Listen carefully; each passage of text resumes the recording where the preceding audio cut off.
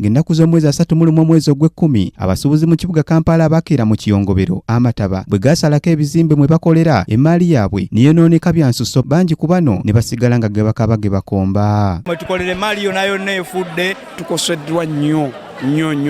Amangu ddala Ssaabaminisita wa Uganda Robinah Nabbanja yalambula abantu abaali bakoseddwa mu mbeera eno okulaba embeera yaabwe nga we yali n'asuubiza nti pulezidenti bw'akubadduukira era ng'okuwandiisa abaafiirwa kwatandikirawo mbagirawo wabula nga naguno gujjwa bano babadde tebafunanga kintu kyonna. Mazima nkirabye era tugenda kukola lipooti essaawa yonna mujja kuba muwulira.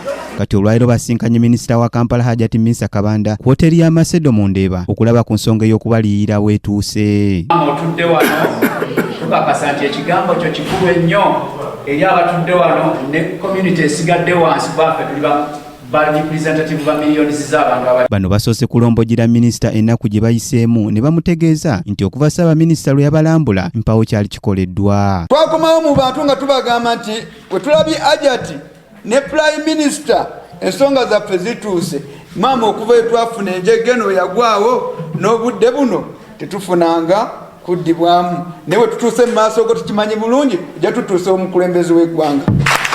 Abasajja n'abakazi boolaba bano tebakyalina kye bagamba bakyala baabwe tebakyalina kye bagamba baana.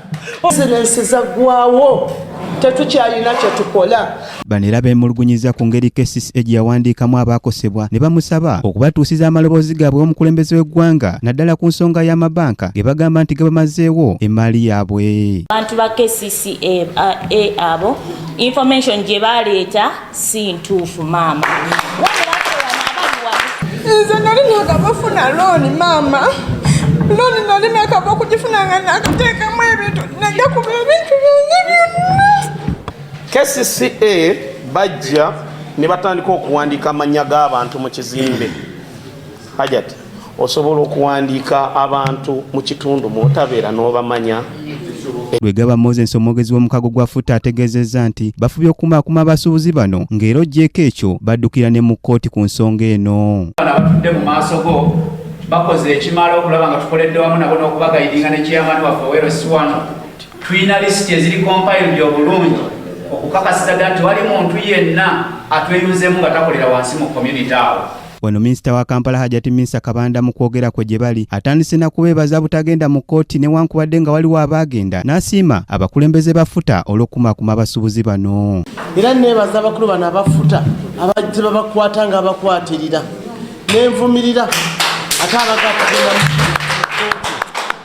kubanga kkooti eyinza okukola naye eyinza okulwawo ate eyinza okukola neyokola birala kuba mumanyi namwebeera mu maki makooti. Ono naye avumiridde obukwakulizo obwasibwawo KCCA bwe yali ewandiika abaakosebwa ng'era naye amenya abantu kubamu abaakosebwa mu njega eno nti kyokka ne batawandiikibwa kitongole kino n'ategeeza nti byonna byakugonjoolwa. Akayanako bwe mwasooka okujja ne mundaba nembuuza iso ezze naye abantu baali waka ze bawadde ekizamba abantu bange abo ebitabo byammwe tebaliimu ng'omukulu oli bw'agambye kyokka ku dduuka twayimirako ne maama Nabbanja n'awandiika kati oba tolimu nga teffe twakuwandiika kati kitegeeza ki ekyo kitegeeza waliwo obutali bwenkanya kubanga ne muntu newapasiriza.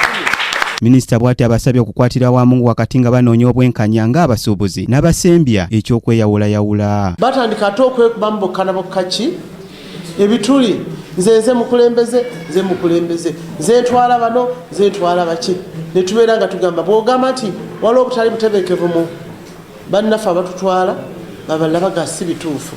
Kati President mwagala yayogera ki? Akulira omukago gw'abasuubuzi ogwa FUTA John Kabanda asiimye Hajati Minsa Kabanda olw'omutima omulungi gw'alina eri abantu ng'era onagamba nti abadde musaale nnyo ku kino ekituukiddwako. Ndi musanyufu nnyo olw'okuba minisita waffe owa Kampala abaddewo nnyo mu nsonga zino okuva enjega lwe yagwa mpaka okutuuka n'essaawa ya kakati ng'akyali wamu n'abantu baffe abaakosebwa. Ng'abakulembeze b'abasuubuzi tutegeeza abasuubuzi bonna naddala abaakosebwa nti tuli wamu nabo era mutulabye mu mbeera yonna nga tuli wamu nabo.